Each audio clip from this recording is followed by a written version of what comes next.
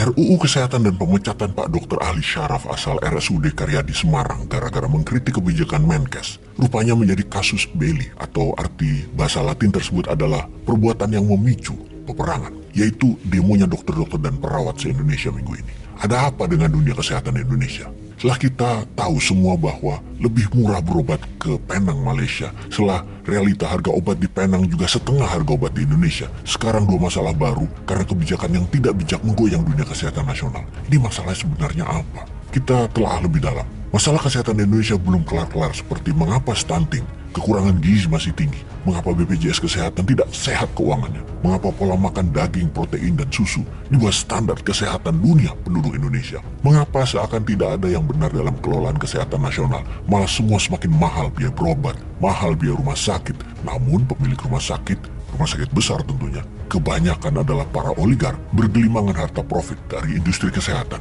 Ada apa sebenarnya di dunia kesehatan tanah air kita ini? Setelah karena ulasan tulisannya yang kritis dan tajam mengkritik Kementerian Kesehatan Republik Indonesia, Profesor Dr. Zainal Mutakin, ahli bedah syaraf di RS Karyadi Semarang, harus dipecat.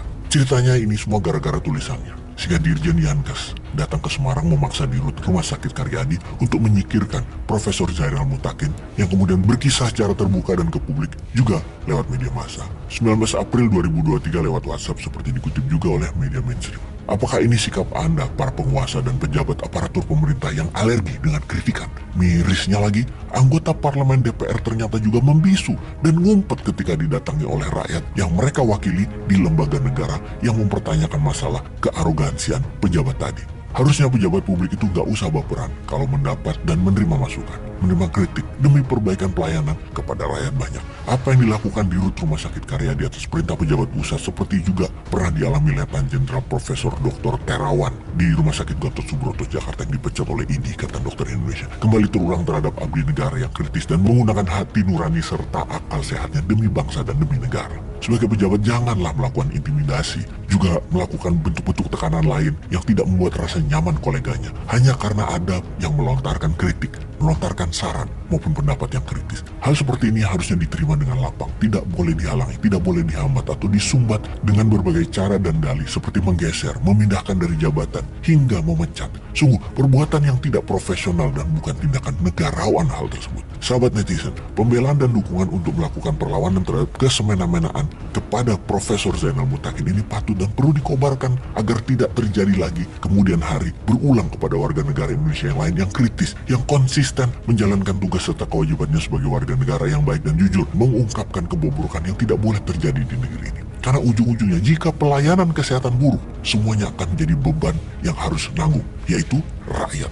Jangan biarkan dokter Indonesia berjuang sendiri untuk membela kepentingan bagi masyarakat agar tetap sehat jiwa raga mereka. Kita netizen harus bersuara. Yang berikutnya, kenapa RUU Kesehatan Omnibus Law itu berbahaya buat publik? Apa karena ada pesanan asing? Karena RUU tersebut lebih mementingkan tenaga kerja asing. RUU dibuat terburu-buru tidak melibatkan 5 organisasi profesi kesehatan, yaitu Ikatan Dokter Indonesia, Persatuan Perawat Nasional Indonesia, Ikatan Bidan Indonesia, Persatuan Dokter Gigi Indonesia, dan Ikatan Apoteker Indonesia. Mereka tidak diikutkan.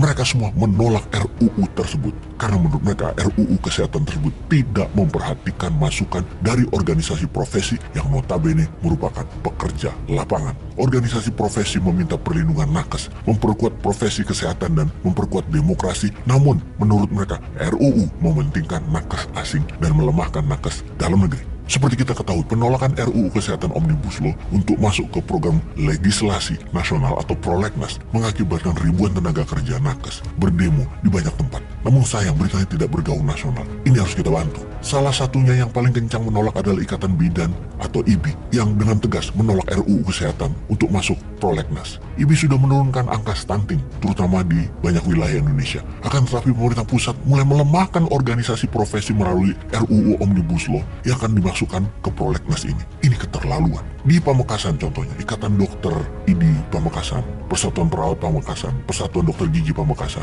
Ikatan Apoteker Pamekasan berdemo kemarin untuk menolak RUU Kesehatan. Bayangkan, Undang-Undang Kebidanan Nomor 4 Tahun 2019 yang sudah mengatur dan memperjuangkan nasib kesehatan masyarakat dengan meningkatkan potensi bidan melalui skill dan sebagainya. Tapi ini akan diputus oleh RUU Kesehatan berupa Omnibus Law. Bisakah membayangkan betapa parahnya keputusan RUU Kesehatan tersebut berdampak pada para bidan? Intinya, kita pertanyakan tanyakan lagi kepada pejabat tertinggi. Ada apa dengan kalian itu? Mengapa pro asing? Mengapa mempermudah asing? Mengapa mahal biaya-biaya dunia kesehatan di Wakanda ini? Untuk siapa sih semua kebijakan ini? Untuk rakyat. Rakyat yang mana, bro?